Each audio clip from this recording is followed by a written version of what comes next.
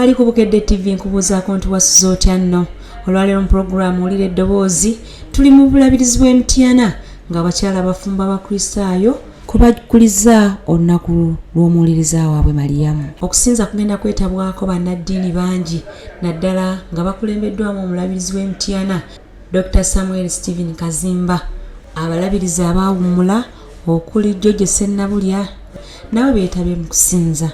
Okusinza era kwetabyeko n'omubaka omukyala w'emityana Judith Nabakooba ng'okubuulira kugenda kukulemberwamu President w'aba Mothers Union Ruth Ntege Kauma Ssenyonyi. Katutandika okusinza n'okusimba ennyiriri.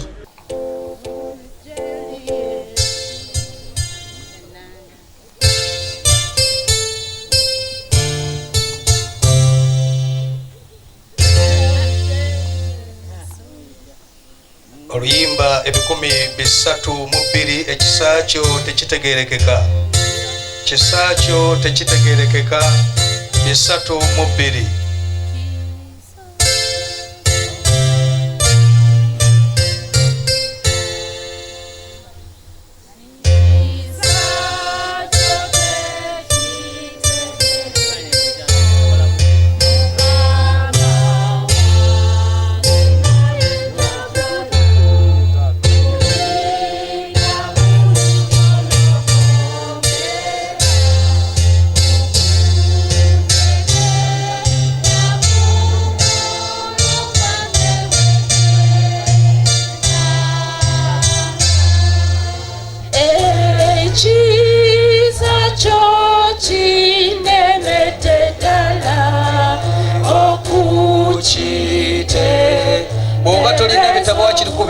Essanyu naye emiba gyange gyagala Mukama okuyimba ettendo ly'ennaku zonna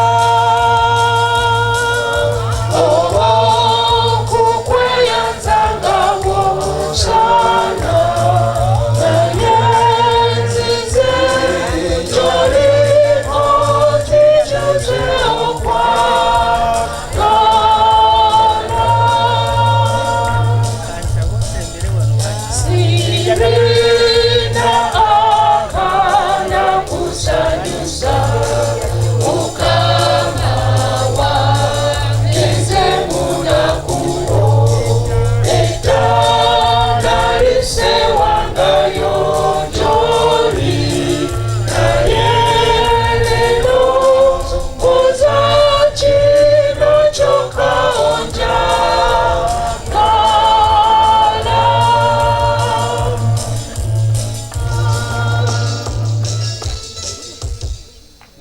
yeebazibwe nnyo. Mukama mulungi ekiseera kyonna tukubire Katonda mu ngalo ez'amaanyi. Haleluya. Mukama yeebazibwe nnyo. Kisanse nnyo okubalaba mu kifo kino eky'Ennamutamba ku lunaku luno nga tujjukira omuwala eyaweebwa omukisa Mariyamu. Katusabe. Katonda ayinza byonna, Kitaffe w'omu ggulu, Katonda nannyini kusaasira, Katonda yaliwo olubereberye, olwaleero wooli n'enkyo gya kubaawo. Tukwebaza kubanga otukumye n'otuusa kati nga tukyali balamu. Weebale Mukama kubanga otambuza abantu ab'enjawulo eŋŋendo empanvu era n'ennyimpi n'otuleeta mu kifo kino. Tukoowolobere mu masekati gaffe. Oluŋŋamye ebigambo byonna ebigenda okukolebwa mu kifo kino benga biweesa erinnya ly'ekitiibwa. Mu byonna Mukama ogulumizibwe era otendezebwe mu Yesu Kristo Mukama waffe. Amina. Ebigambo eby'okussa ekimu okutukuvu ku mpapula 75 mu bitabo bino ebyokusaba. Mukama abeere nammwe. Ng'abaana ba Katonda ffenna tugendere wamu n'essaala eyo nga tugamba nti Tataffe ali muggulu, erinnya lyo litukuzibwe, obwakabaka bwo bujje, by'oyagala bikolebwe mu nsi nga bwe bikolebwa mu ggulu. Atuweerera ebyaffe ya leero, tusonyiwa okwonoona kwaffe nga bwe basonyiwa abatwonoona, totwala mu kukemebwa naye otulokole mu bubi. Amiina. Ayi Katonda ayinza byonna, oli Katonda amanyi emitima gy'abantu bonna era omanyi n'ebigambo bye baagala. Oli Katonda atakisibwa byama byonna. tukwegayirira enkya ya leero otukuze ebirowoozo by'emitima gy'abantu abakuŋŋaanye wano ng'ossaamu omwoyo gwo mutukuvu abantu bano bakwagalire ddala nga batendereza erinnya lyetukuvu nga bwe kibagwanira ku bwa Yesu Kristo Mukama waffe. Amateeka 10 mu bufunze. Mukama waffe Yesu Kristo yagamba nti, wulira Isirayiri, Mukama Katonda waffe Mukama y'omu, era ayagalanga Mukama Katonda wo n'omutima gwo gwonna, n'obulamu bwo bwonna, n'amagezi go gonna, n'amaanyi go gonna. Lino ly'etteeka ery'olubereberye. N'eryokubiri lye lino nti, yagalanga mulirwanaawo nga bwe weeyagala wekka. Tewali tteeka ddala erisinga ago obukulu. Mu mateeka gano gombi, amateeka gonna mwe gasinziira era ne bannabbi.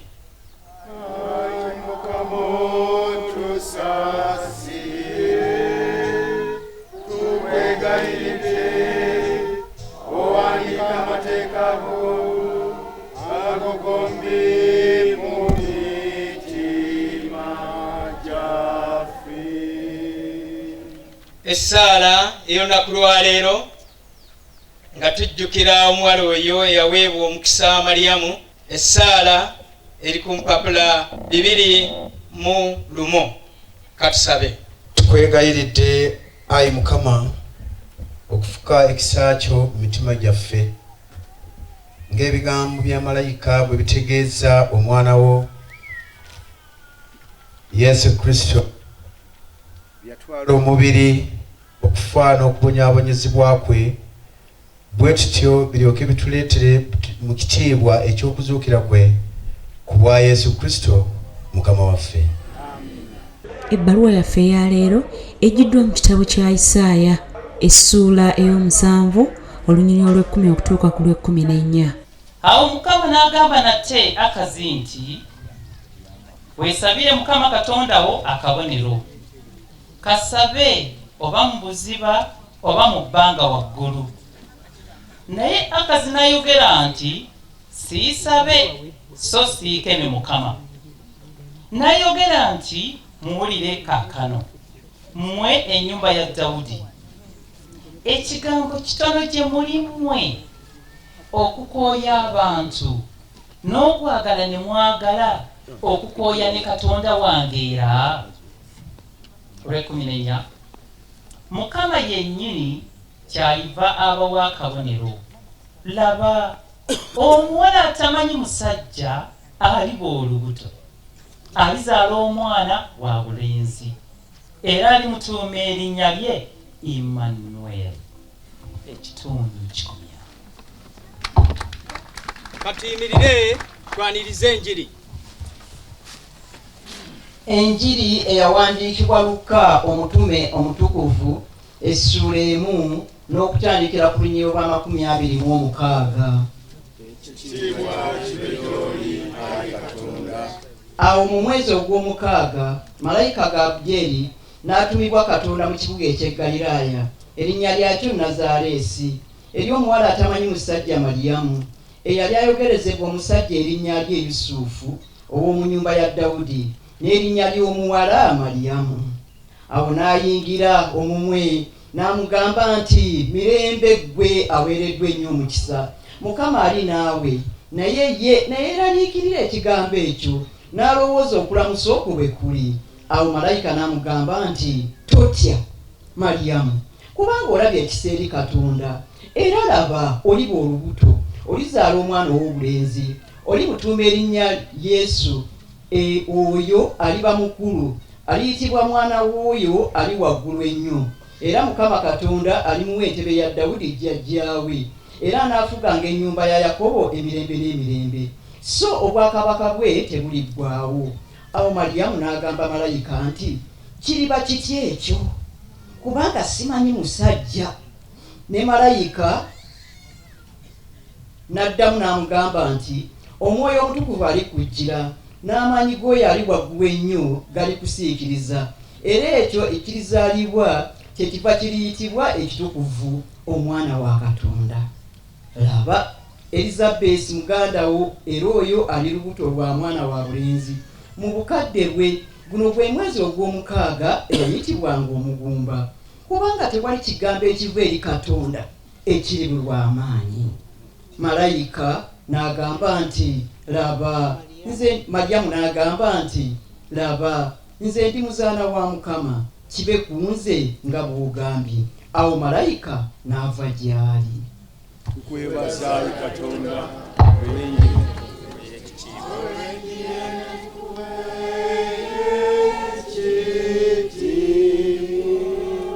kati katufune okwaniriza omulabirizi n'abagenyi.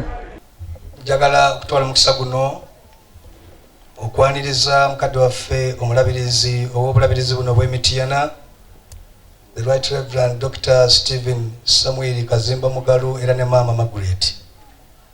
Nsaba mwenna muyimirire abali eyo yonna twaniriza omulabirizi n'engalo ez'amaanyi mu bulabirizi buno bwonna. Katonda waffe yeebazibwe ssebo omulabirizi, essanyu ly'olaba n'endolo akalulu akalungi kakwaniriza.